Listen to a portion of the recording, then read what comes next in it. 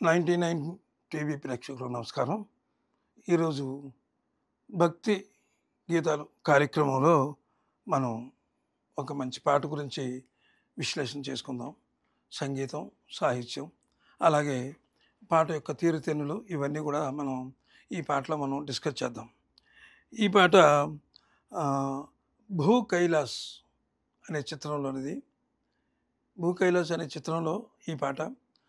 ఇది ఆనాడు చాలా ప్రజాదరణ పొందినటువంటి పురాణాల్లో గొప్ప పాట అన్నమాట ఇది. ఆ పాటని వేళ మనం చేస్తున్నాం. అందులో ఒక పాట ఇది.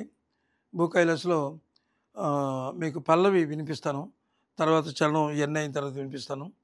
ఆ పల్లవి ఏంటంటే ట్యూన్ ఇస్తారు ముందు, ఆ ట్యూన్ వినిపించి తర్వాత ఆ ట్యూన్కి ఆయన రచయిత ఎలా కట్టాడో అది మనం చూసుకుందాం. ఇది సముద్రాల సీనియర్ వారు రచించారు ఈ పాటని. పాట నేను ముందు ట్యూన్ చెప్పి ట్యూన్ తర్వాత మీకు ఆ పల్లవి వినిపిస్తాను.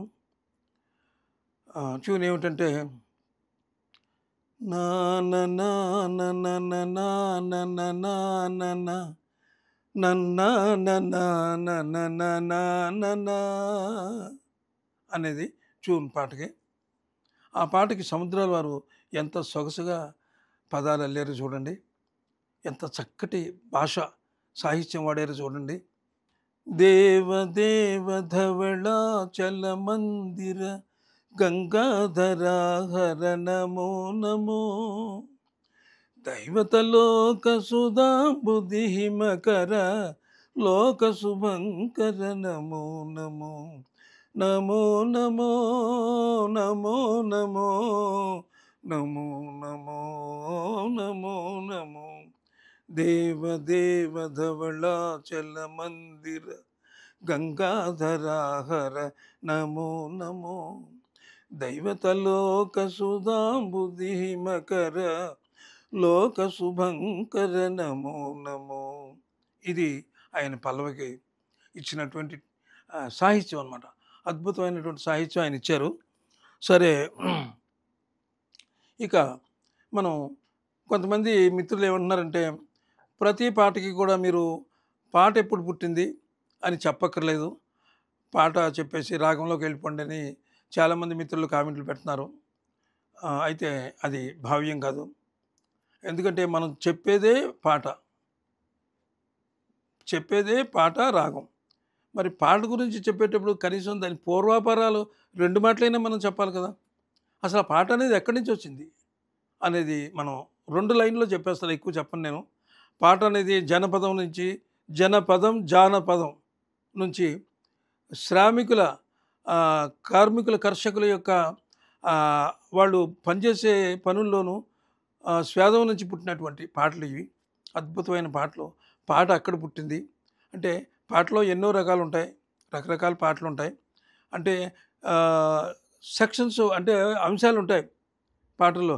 కార్మికులు ఉంటారు, లేకపోతే రిక్షా కార్మికులు ఉంటారు, లేకపోతే ఇంకొక వ్యవసాయ కార్మికులు ఉంటారు. అందరూ కూడా అక్కడి నుంచే శ్రమలోంచే పుట్టింది పాట ఇది. ఈ పాట ఆ విధంగా పుట్టింది. ఇంకా నేను 2 మాటలు చెప్పేసాను అంతే.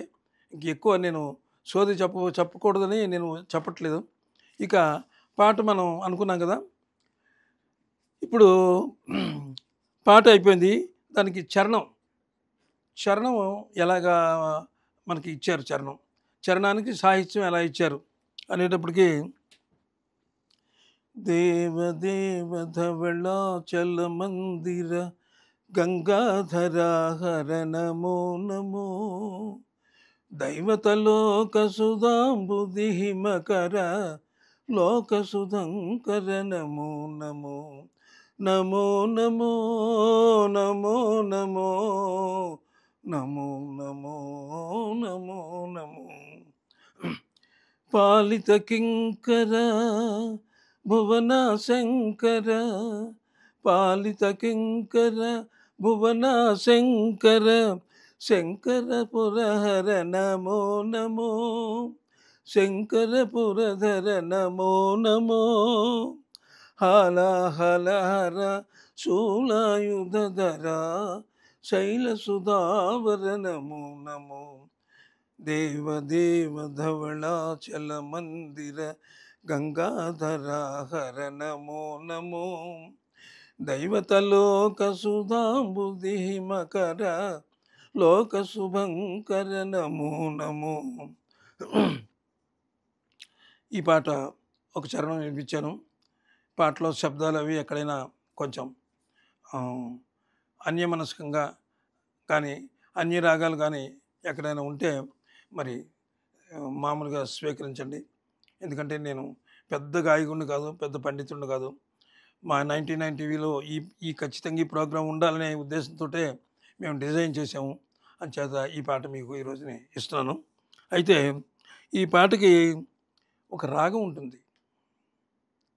పాటకి ఒక రాగం. ఆ రాగం ఏమిటంటే ఈ సంగీత దర్శకులు ఎవరైతే ఉన్నారో ఆర్ సుదర్శన్ గారును ఆయన తమ్ముడు గోవర్ధన్ గారు, వీళ్ళిద్దరూ ఈ పాటకి ట్యూన్ కట్టారనమాట. అద్భుతమైన ట్యూన్ కట్టారు. ఈ పాటను ఏ రాగంలో చేశారంటే ఆ రాగం పేరు కాపీ రాగం అని ఒకటి ఉంటుంది. మనకు ఉండేటటువంటి 72 రాగాల్లో కూడా అందులో ఒక కాపీ రాగం అనేది ఒకటి ఉంటుంది. ఈ కాపీ రాగం యొక్క విశిష్టత ఏమిటంటే దైవారాధన,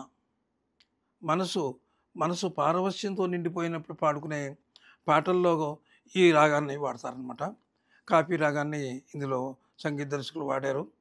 ఇక మళ్ళీ ఇంకా పాట ఏమో సినిమా భూకైలాసు, పాట దేవదేవ ధవళాచల మందిర గంగాధరాహర నమో నమో అని చెప్పాను. ఇక రాగం కాపీ రాగం కూడా చెప్పాను. ఇక ఈ పాట ఈ రోజుకి మనం ముగిద్దాం.